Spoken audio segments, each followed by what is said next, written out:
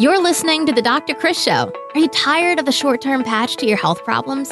Is avoiding medications and surgeries important to you? If you answered yes, then your prayers have been answered. Dr. Chris has been helping people transform their health for over a decade. He's a world-renowned health expert who specializes in holistic health. He's a professional speaker, chiropractor, and international best-selling author. It's his mission to help you reach your full God-given potential through holistic health and healing. Get ready to be inspired and transformed. Here's your host, Dr. Chris.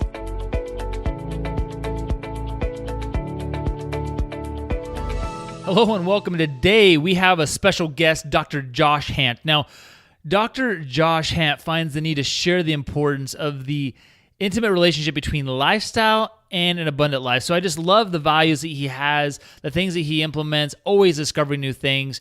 You know, his motto is really finding abundance in everything from health to finances to relationships and even spirituality. He is the CEO of Lifestyle Locker Incorporated and a partner at the New York Chiropractic Life Center. So let's go ahead and get into our interview today with Dr. Josh Handt.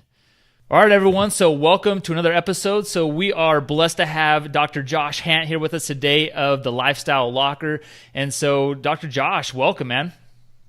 I am super psyched to be here. Thanks for having me. Absolutely. So, I'm excited to just hear your story because you've been doing some pretty amazing things. You've been pushing yourself physically. I love that you are actually walking the walk, not just talking the talk. I think that's so important with so many doctors, and that's why when I have experts come on like yourself, I really love the people that are just in the trenches. They're doing it. They're leading by example. So if you would, why don't you tell us your story, your journey of where you started and where you and how you ended up creating the Lifestyle Locker. Okay, so it's actually a long timeline for the story, but I'm gonna Sure. condense it because there's a big blank space in the middle of it. You know, in undergrad, I didn't know what I really wanted to do, and I was a competitive skier, ended up getting injured, and ended up going to a community college, and I didn't know what kind of classes to take, so I ended up taking business classes, and we're sitting in this business class in ethics talking how unethical pharmaceutical companies are. I'm sitting there and going, man, we need to get like the word out to like natural health, to chiropractic, to all of these natural healthcare venues, and I didn't know what that meant or what it was. Sure. So that idea came in and left, and then fast forward now, I think it's like 12 years or 11 years, maybe more after that, full-time chiropractor, full-time podcaster. And pre the podcast, I'm sitting going, how do I get this message out? It kind of came to me, and someone pointed me to podcasts, and I started listening to podcasts. I'm like, I guess this is the message. This is the way I got to get it out. And I'm a lifestyle junkie. I love what I do. So Lifestyle Locker came from, a thought when I was 18 years old. And now, holy crap, it's 20 years.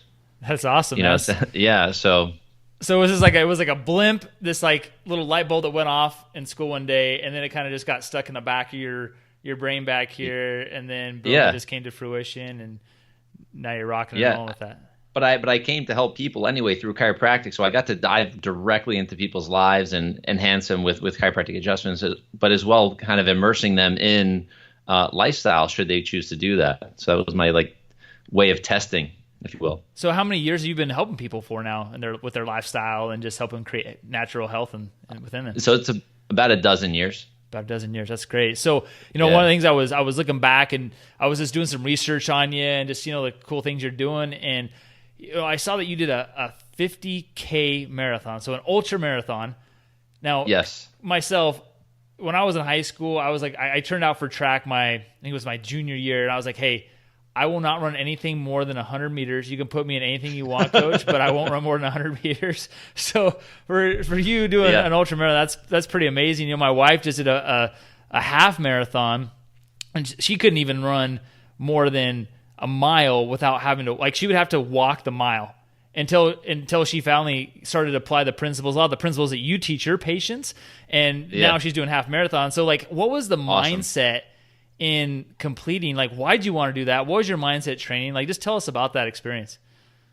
So the ultra marathon came from me doing the previous year. I said I was never really a runner. I kind of fall into different sports, and I got into running early in being a chiropractor, and stopped running for a while. Got into CrossFit and all these things. I said I want to do a marathon before I hit 40. So I picked the hardest marathon in the Northeast. It's a trail marathon, and it happened to be a nor'easter, which is like this picture, like the worst possible weather you could ever have during a run. Nice. And Perfect. it was 40 degrees, and 3 inches of rain on the trail. So like mud up to my thighs at certain times, stream crossing. So it was miserable, like pre-hypothermic when I finished. So my wife's like, "You're probably never doing a distance run again." 6 months later, 8 months later, my friend's like, "You said you wanted to do that ultra." I said, He registered, so I ended up registering for it. My wife thought I was absolutely out of my mind, but the reason I chose to do it is when I finished my marathon, I realized that running is not a body game. It's not your physical body that actually, you have to deal with. It's your mind. Your mind will tell you to stop and yell at you from time and time again. So for me, it was a big mindset game. I think that's the biggest thing. And being an athlete in any sport, if your head game is bad, you're either not going to be good or you're going to quit too early. So that's why I did it. And I finished, for myself, I finished a half hour faster than I thought I would, even though I wasn't tracking myself. Wow. So it was a pretty neat event. So what was as you're going through that ultra marathon, what was your mindset? Like where was it that you kind of felt you were hitting that wall, and what did you do to break through that and to keep going? Okay. That's a great question. I hit the wall a bunch of times. It's not just one. You don't just hit one wall. So in my training and during the marathon, and I figured this out, and it's kind of neat to figure these things out. I figured out that I usually hit my first wall like at mile 12 or 13. My body's like, all right, enough, this is terrible. And then once I get beyond that, and it's not even a thought. It's like at this point I know, like I can figure these things out. But it's like if I know I ran 26. So when I hit 13, it's like, okay, and obviously I know I can run more than 13 miles. Right. I had great weather, I had great conditions, so there wasn't any excuse why I had to quit. So I do that, and you'll hit these walls as an endurance athlete, and even like the game of life. But you hit these walls, these challenges mentally, and some of them being physical, but you have to like stop, think, breathe, and just work your way through. I mean, the human body and the human spirit is so big and so powerful that you don't want to run 100 meters, but I bet you in 4 months, if I worked with you, you could run a marathon. Oh yeah. This type of thing. So it's just really having good self-talk and present time consciousness with yourself, if that makes sense. That makes sense. So, I had never been in anywhere close to the marathon world until my wife decided to do this half marathon. Same reason, it wasn't really the physical. I mean, for her, it was part of the physical challenge to push herself, but it was also that mental challenge to push yourself. So it kind of sounds like what you were trying to do as well.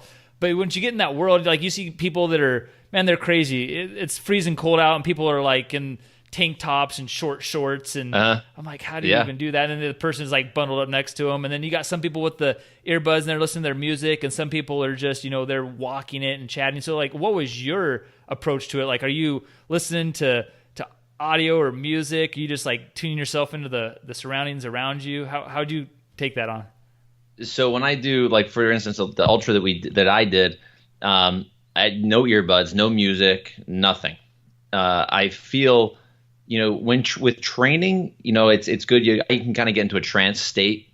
I would use different tactics and try different things. I would listen to like the same song over and over for like 2 hours because it's easy to get like into a neurological rhythm. But during the actual race, being that I was in nature in the woods, it's a lot easier to just be much more aware of yourself. I mean, you start to get cues if your body starts to get mad at you, it wants to yell at you. But where you have music on, you're kind of numb to it until maybe it hits you like it's like someone banging at you. So I like to just be totally open, especially in nature. Being connected is so cool. I like that parallel because it's almost the same parallel as people that take medications like antidepressants to numb themselves. It's kind of like the headphones of the marathon, right? It's like you're tuning yourself out, and your body's ignoring all these warning signs and signals, and then you set yourself up for some major disappointment. Yeah, 100%. I mean, being present with yourself is huge, in the distance run, but in anything in life, like as a chiropractor, me being with a patient, I can't be like getting ready to take care of a patient and be like, did I pay the mortgage today? That doesn't work. I'm not there with the patient. So same with the run, anything, if you're not there 100%, you're not going to get the greatest result you can possibly get. Awesome. So for maybe some of our listeners who are thinking about doing a challenge like this or starting to get into that marathon and just push themselves, like, what's one piece of advice you would give them? Like, where could they start to start to kind of get in that mode, surround themselves with people that can maybe teach them what to do or whatever you think? Okay. I mean, there's let me just see if there's any. I ended up watching a documentary called the Barclays Marathon. I don't remember how it spells, but I think it's on Netflix. I've heard of that. I haven't watched it, but that sounds familiar. It's this crazy thing. My wife made me watch it, and it's these guys run like these 100 miles that are like navigating through the woods, and it's crazy. And then you have to be asked to join it. So watching that will inspire you to go like, okay, if these guys can run 100 miles, what is a 5K? What is you got to start somewhere. You're either going to go from a couch to a 5K, or you're going to go from 5K to a half marathon, and then everything gets bigger. So I like that. Like kind of searching online, and while we're having this conversation, where Lifestyle Locker actually is creating, we have something called the Lifestyle Locker Endurance Challenge, which is an actual online program with a community that should be launched within the next few weeks. I'm not sure when we're going live here. Cool. But it's a place for people to actually go and if they want to get to that 5K or if they're at that 10K and want to get, the same principles can apply to that. So it's all just about starting. Doesn't matter where you're at, just do something to get off the couch. If you have the itch to move, I mean, running is not for everybody, and I would never force anybody to run. But if it's something that's got piques your interest a little bit, you got nothing to lose to give it a shot. Awesome. So when it comes to transforming your lifestyle, maybe you're the person who is, that you feel like you've never done anything right in your life when it comes to health, and you're super disappointed where you're at, and you're in a really dark place. Or even the person who feels like they have a pretty good lifestyle, but they're just trying to take it to that next level. Where does it need to start when you're transforming your lifestyle?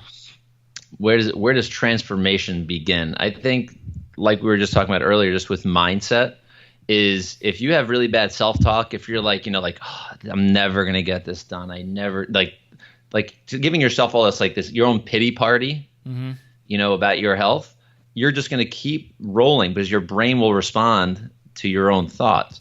So if you, I may sound cheesy, but I love things like affirmations for myself that usually begin I am. I love things like journaling, like even like a gratitude journal. You start to just kind of change your mentality a little bit. Even it's like, listen, I'm grateful that I was able to eat a salad today. Or I was grateful, like something simple. Like don't look for I'm grateful that, I won $1 million lottery or whatever it is. But be grateful for real small, simple things.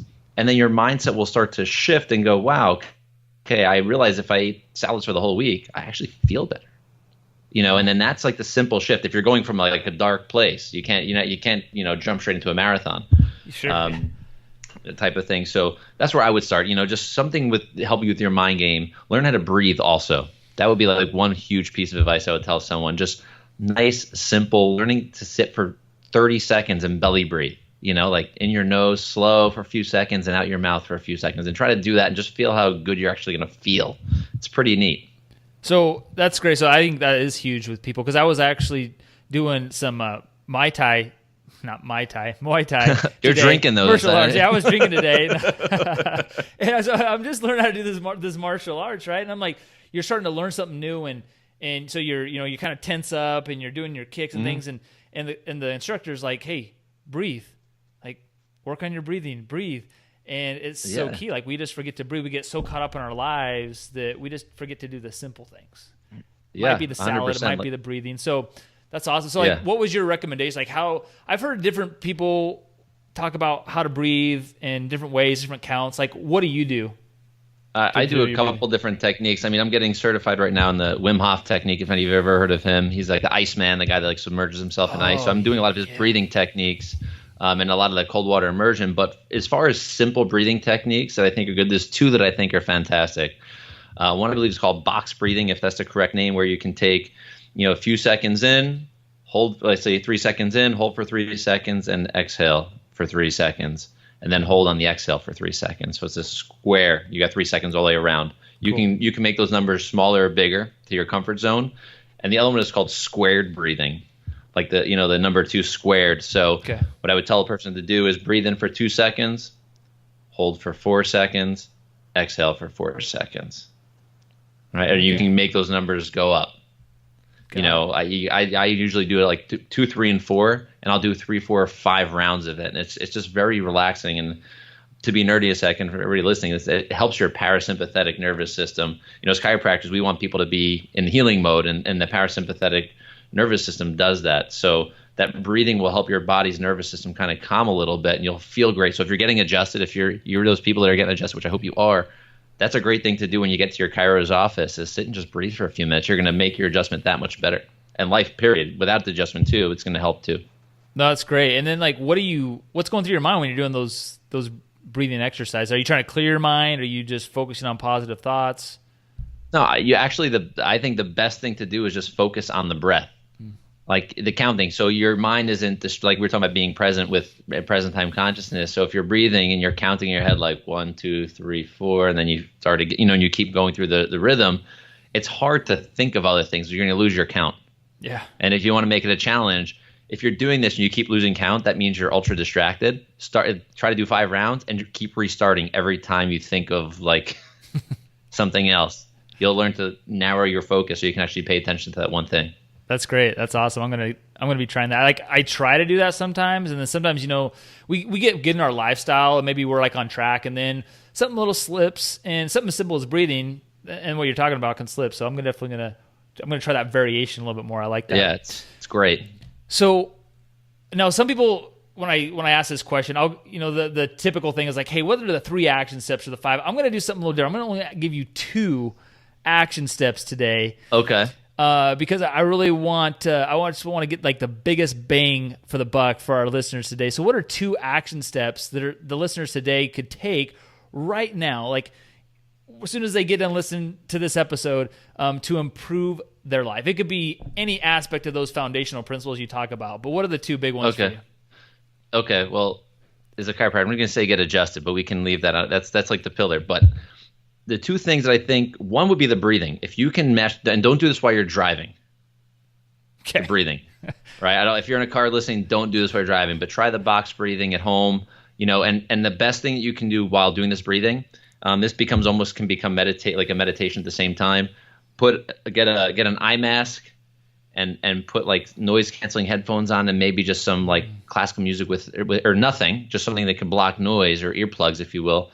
And try to breathe for 5 minutes. I think listening to your breath, listening to your body for 5 minutes can be one of the biggest things you could possibly do. So breathing / that meditation would be the one.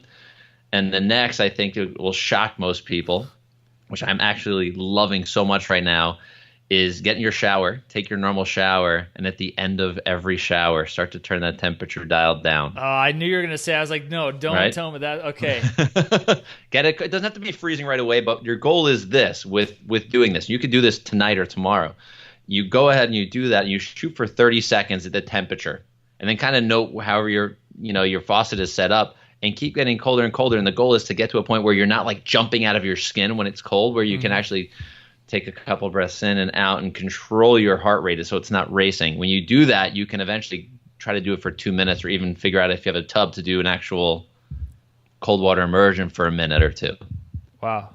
So that's great. Yeah. So you're saying you slowly just acclimate your body to that. And then when you get to that coldest point in your shower, then you hold it for as many seconds as you can, or... Well, you just in your breathing, you can do. I would say just doing 2 minutes. Just doing that is great for your body to wake up and get to be nerdy. It kills off like bad mitochondria, if you will, and that's like it's only strong survive. And those are like some powerhouses of the cells, which were just a big bunch of cells. So you make your body more powerful. It's great to do in the morning because it wakes you up. You feel super energized, and it helps with inflammation and other things. So it's like a win all around. That's awesome. So. I'm going to go try that right now, actually, after we get done, because it's about that time of day. So I'm going to go freeze myself today, and I'm going to go get stronger. I'm going to be pumped up. Oh, thank you, Dr. Josh, for sure. You're welcome. Cool. Now, have you ever done like the cryotherapy, like the liquid nitrogen stuff, and done that type of? I have not, but I've done like full-blown ice baths. Oh, yeah. The longest I've been able to sustain is about 6 minutes before like I was like, okay, I need to like tap out. But post marathon or post ultra marathon, I was able to just crawl into a Yeti cooler at the end of the race and filled with ice and water, just hang out there comfortably. Nice. But never cryo chamber. Yeah, I mean, it's everything you're talking about. It's great for recovery, and definitely need to try that out for sure. So those are great. So what are you doing right now? You mentioned a little bit with the lifestyle locker, some things you're kind of launching right now. Maybe go into a little bit more depth in some of the things that are coming out with the lifestyle locker, what's coming down the pipeline, maybe some things you already have that people can use that they're just getting good results with, that are people that are really loving on. Okay. What's going on there? So there's a couple of programs we have. The main one which we're actually focusing on now, which will be finished very soon and possibly even launched by the time this podcast goes live, is called the Lifestyle Locker Endurance Challenge, and that's to help you, like we said, to get you from that 5K. It's online, which is really easy, and we're going to create a community as well, a Facebook community, so people like mine can share their wins. But I want people sharing wins. But it'll be 5 or 6 modules where we go. You'll have like a downloadable PDF or readable guide. And video tutorials, and I'll be adding as we go, because if I learn something new, I want my clan, my tribe to have that information available. So that'll be like an ongoing addition for people. Cool. We have a couple other lifestyle shift programs, which we've taken off the market, if you will. We've taken offline right now. We're revamping them and putting them back on, and that's for people to kind of have, like you said, like that first lifestyle shift. Yeah. This is a 30-day challenge where you can go in and change pieces of your lifestyle. You can do like one a week, or you can do all of them over the course of 30 days. It's the same kind of program. I put the doc on the docs in my office on it, and I mean, he ended up losing 30 pounds by just implementing one piece of the puzzle, and it was just eating the right way, and getting rid of inflammation. He was like floored. It's like, holy cow. So we have those types of things going on, and we're going to be pumping away with great guests on our podcast as well. I mean, maybe a book down the road, but a big book down the road, not yet though. Well, awesome, because you do have a book. It's called Inside the Locker, right? Yeah. So an ebook. Cool. So, like, what is that? Does this start getting people kind of getting that foundation, or what was your purpose behind that? Yeah. So Inside the Locker, why I created that is kind of, for people to learn a little bit. I mean, just a little blurb about me and how I was able to learn and create this lifestyle shift for myself, and share that with people, because most people will do a section. It's like, listen, I'm going to eat really well, and then they do like exercise once a month type of thing, or they'll be like the biggest gym rat or marathon or whatever it may be, and their nutrition is like, I'm eating Pop-Tarts. Yeah. So calories in, calories out. It's all good. Yeah. So it blows my mind. So I kind of lay out. It's a short read, but some of the principles in lifestyle that will help people and go, oh wow, okay, that makes sense, and I can actually apply this, and it's not hard. It just takes some level of commitment to actually want to do it. Awesome. So those people have a lifestyle shift. Challenge the way they think about their health and start to get them taking that step. That's awesome. So definitely, if you haven't gotten that yet, guys, I go on there, check that out for sure. And this is one of the questions. It's a free download. Free download? Cool. That's awesome. Yeah. And then one of the questions I love to ask all my guests is, and this is different for everybody, and that's why I love this question, which is, what does reaching your fullest potential mean to you? Oh God, that's an awesome question. What does reaching my fullest potential mean? The full potential means you're living the life you want to live, the healthiest way, the most abundant way for yourself, your family, where you're able to give back to society and leave this world a better place than you showed up in it. I love it. Yeah. Perfect. So, I mean, when people are making these changes and they're trying to reach their fullest potential, what do you think is probably the number one obstacle that is a difference maker between people making that radical shift and people just going back to their couch? I think it's ultimately it comes down to choice. Really. Yeah. If you listen to that, like we said before, self-talk, if you've been around it and you're surrounding yourself with people that have that same crappy self-talk, you're just it's kind of like an anchor or something, like you're going to try to run away, and that anchor is not, or boat, like it's going to drag. It's not going to go anywhere until you get rid of the mentality and the people around you that are holding you back. You'll never have a chance to grow, because they don't want you to go. They like the pity party. Absolutely. Awesome. So it's this guys going out there making that choice today. Do something different. Like, take something away from Dr. Josh today and take an action step. Go do something different. Get off the couch and, man, just live the life that God's intended you to live, right? Yeah, and jump in a cold shower while you're at it. And jump in a cold shower. Snap you out of that funk you're in, absolutely. Well, awesome, Dr. Josh. Well, hey, we appreciate having you on today. We'll put all the resources you talked about today on our show notes as well, so people will be able to check that out. I'm excited to checking out the stuff you have coming up in your pipeline as well, and we will talk to you next time. Thanks for listening, and we hope you enjoyed today's episode. To get this and other episodes and other free resources we mentioned today, go to newedgewellness.com or listen to the Happy Healthy Hormones with Dr. Chris podcast on iTunes, Google Play, or Stitcher.